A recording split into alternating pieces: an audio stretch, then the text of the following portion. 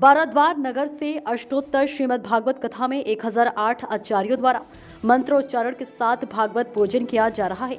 श्रीमद् भागवत कथा के 5वें दिन व्यासपीठ से गोस्वामी गोविंद बाबा द्वारा भगवान कृष्ण लीला, रास लीला, गोवर्धन पूजा, कंस वध का कथा श्रवण कराते हुए कहा कि यह धरा जब पाप, अधर्म और धर्म को हानि पहुंचाने वाले दुष्टों के भार से दबने लगती है, तब धरती मैया गौ माता का रूप धारण कर भगवान को पुकारती हैं कि हे प्रभु, अब आपको अवतार लेना होगा।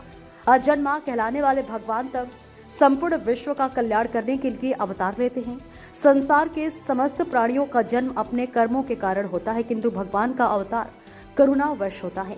श्रीमद् भागवत कथा सुनकर मानव को अपने जीवन में उतारना चाहिए। भागवत कथा से ही मोक्ष की प्राप्ति होती है। 5वें दिन श्री कृष्ण की बाल लीलाओं का वर्णन करते हुए गोविंद बाबा द्वारा भगवान श्री कृष्ण की बाल लीला में पुतनावध मैया यशोदा को, वैष्णवी माया वृंदावन लीला, कालीदह से कालिया नाग को रमणक, दीप भोजना, गोवर्धन लीला, चीरहरण एवं महाराज की कथा का सरस वर्णन कर बताया गया कि श्री कृष्ण लीला करते हुए कालिया नाग का मर्दन कर यमुना नदी को विष से मुक्त किया। चिरहरण लीला तो गोपियों को नियम पालन करने के लिए किया गया था। बिना वस्त्र के ही यमुना में स्नान करती थी, जो जल देवता का अपमान है।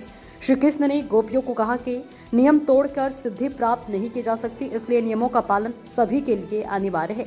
चिरहरण लीला का यह भाव यह है कि स्त्रियां अपना आंचल संभाल कर चले और पुरुष अपना आचरण, क्योंकि आंचल के गिर जाने पर मर्यादा गिरती है और आचरण के गिर जाने पर सब कुछ गिर जाता है। श्रीमद् भागवत कथा को सफल बनाने में बांके बिहारी पवन शर्मा, सतेश जिंदल, विष्णु जिंदल सहित पदाधिकारी जुटे हुए हैं। जितने भी यहाँ पर टुकड़ा पड़े हैं सबको उठा लो, नहीं आरती में किसी के पैर में गड़ जाएंगे।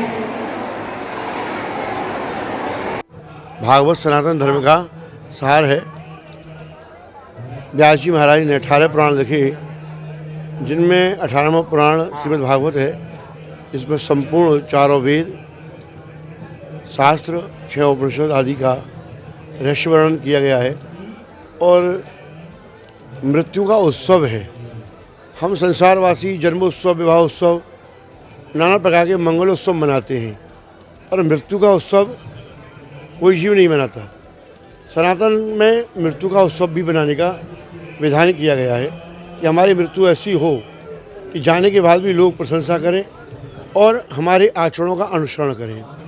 महाराज परीक्षित, जिन्होंने अनायास स्वर्ण में कलयुग का वास होने के कारण स्वर्ण मुकुट के धारण करने की कारण मति भ्रम होने से श्रृंगी मुनि के गले में मृत सर्प डाल दिया था, जिनके पुत्र शमीक ने उन्हें 7वें दिन तक्षक से डसे जाने का श्राप दिया। राजा ने घर आने पर मुकुट को उतारा तो पश्चाताप की अग्नि में जलने लगा कि मैं एक साधु को अकारण में मृत सर्प से अलंकित कर आया हूँ, मुझसे पाप हुआ है। हे ईश्वर, इस पाप का प्रायश्चित मृत्यु से होगा, मुझे मृत्यु प्राप्त हो जाए। उधर जब मुनि को मालूम पड़ा कि पुत्र ने राजा के लिए श्राप दिया है, तो अपने शिष्य गौरमुख को भेजा, जाओ परीक्षित को बता दो इसके जीवन में केवल 7 दिन शेष हैं। गौरमुख ने आकर के राजा को बताया कि राजन, आपको मुनिपुत्र ने पिता के गले में मृत सर्प डालने के अपमान के कारण 7वें दिन मृत्यु होने का श्राप दिया है, इसलिए अब आपके जीवन में 7 दिन शेष हैं।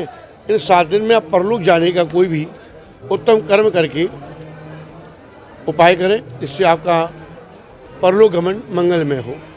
राजा ने मृत्यु का समाचार जानने पर शोक नहीं किया, आनंदित हुआ, उत्सव मनाया और पुत्र को राजपाट देकर अन्न जल आदि त्याग कर ऋषियों के निकट आए, जहाँ सुखदेव जी से भेंट हुई और जिन्होंने भागवत महापुराण के द्वारा उनके प्रश्न का उत्तर समझाने की चेष्टा की। कही कि मियमाण पुरुष के क्या कर्तव्य है, जब जीव को ये मालूम हो जाए मेरी मृत्यु निकट है तो क्या करना चाहिए। ये प्रश्न लेकर परीक्षित गए। सुखदेव जी ने कहा कि मैं तुमको भागवत रहस्य से ज्ञान से ओतप्रोत करूँगा, जिससे मृत्यु भय समाप्त हो जाए। मृत्यु तो निश्चित है, जिसका जन्म हुआ है उसकी मृत्यु उसी दिन निश्चित हो गई कि कालांतर में वह मृत्यु को प्राप्त होगा। धनवान होगा, बलवान होगा,